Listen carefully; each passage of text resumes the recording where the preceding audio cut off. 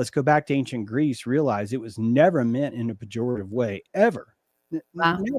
It was actually the only way it explained how rivers worked, how trees worked, how wind worked, right? It was a desperate attempt to just understand what is this reality that we're seeing. And we've run away from that because that kind of reality scares the piss out of us. So we end up abandoning those terms. Yeah, what you see people do this and destroy relationships because of it. Mm-hmm.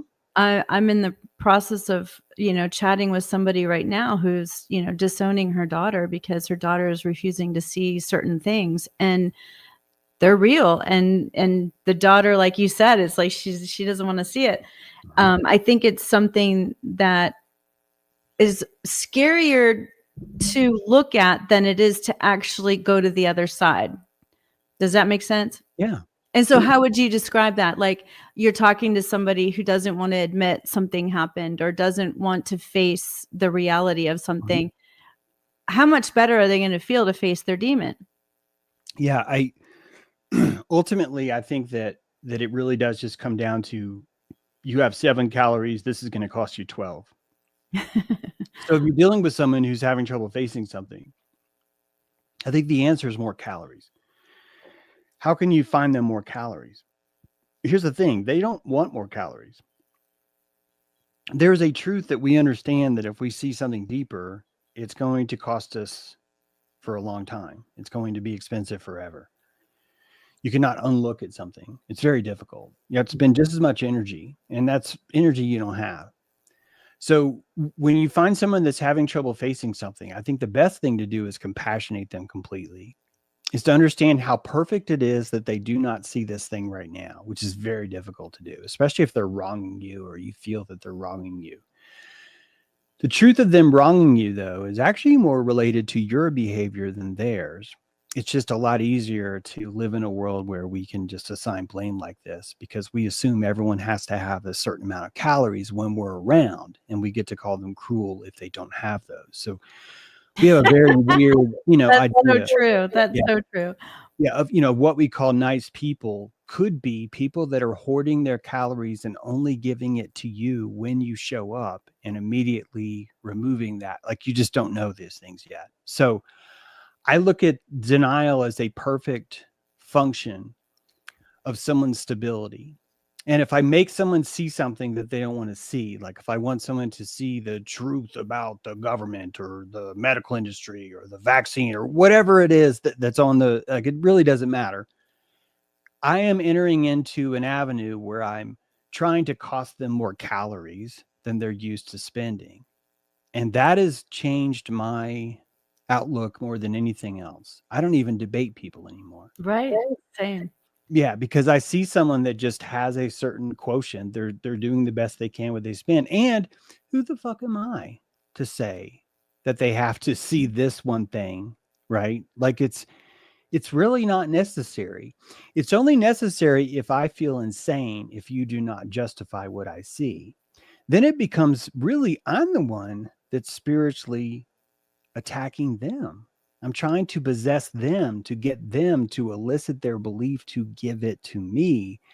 And that's not Because you something want to witness, I guess. Yeah, well, this is how we learn to hold our own beliefs, is we jack into other people's prana and we say, "Hey, will you believe this for me?" Right?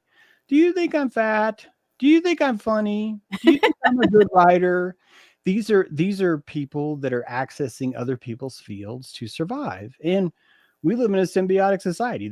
I think this is why we're employed. Like, this is why we have jobs, is because not all of us can pull this kind of belief 24/7. So we've learned to tap into the colony. We've invented civilization, all these other crazy things to basically allow us to do that. So True. only a few people are really rising to that level. And typically those people are summarily shot and punished in some way. That's really what we are doing now. We have moments where people are allowed to be more sovereign or allowed to exercise certain kinds of miracle work, but they have to die really quick, or they have to suffer in some deep way in order to pull this kind of torque. See, I think all of us do this to Janis Joplin. It wasn't Janis doing that to her. It was ability, the filament inside of man to believe that they could be that amazing. And a lot of us are just rejecting that because so much of us are possessed by each other. And I only know that because of the fascism that exercises itself when we go around insisting that there's a singular answer, or that everyone has to agree, or that if you don't vote this color, or if you do vote this color, bad things are going to happen. To me, this is just the weakness, the handicapped nature of belief where it is right now. And you're just watching the after effects of everyone being paralyzed kind of in the same way. So true. COVID's a good example of Yeah. that. Yeah. And I love what you said about naming them because Mhm. that is how I help people get more calories. Yeah. Is, if you have somebody and they have anger issues, but you name that aspect of them, they become detached enough to be able to see it. And I think that's really, really powerful. The thing that you kind of had me at, so I would love to hear more about it, was that you said that demons tell the truth. Mm. Yeah. And I think of them as being deceitful. Mhm. And so I would love to hear your explanation around that. So if I think about how a demon is able to transmit from one person's face to another, from across the bar, from a crowded restaurant, from an airport, from someone's finger when you're driving behind them in traffic and you cut them off, they're able to possess and curse you from a distance. And I just think about the wireless trajectory of how this energy would transmit itself. And so, in my mind, it's very self evident that demons do not have a complex psyche where they can run multiple timelines, which would be necessary in order to lie. The definition of lying is that I have one timeline, but I'm giving you another timeline on purpose, hoping to deceive you from the first timeline. This is a very complex mental exercise that requires a lot of hard drive space. If you think about it, you're going to have to remember one timeline the entire time while you know someone and create another one the entire time, too. When I just look at the logic of all that, I think you're going to have to be in a body to do that. Something, a somatic body that has cells that can store, can write things in salt, versus an intent. If I spit at you with my eyes, right? I'm trying to spit at you with my eyes right now. It's like That's I'm so rude. trying to I'm trying to do that to you.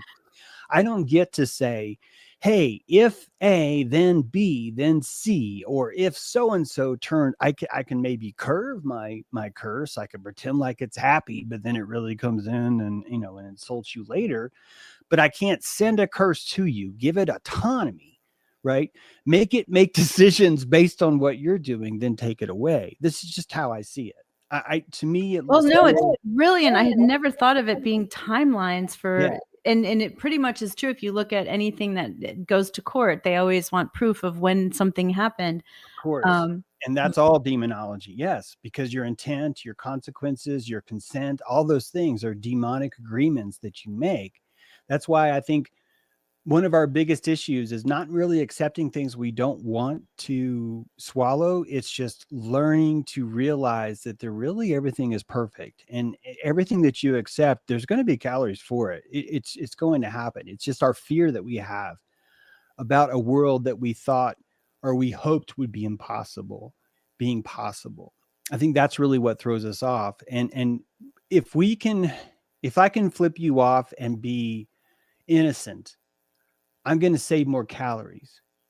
I think this is ultimately what's hidden demons the most. Our intent has been hidden the most because if we can just fling our energy at people and not have to stay owned to it, if we can just become unconscious of it, we can just vent all day long and not worry about it. This is really what we've done. I think the birth of religion is this arising of a new field called guilt and shame.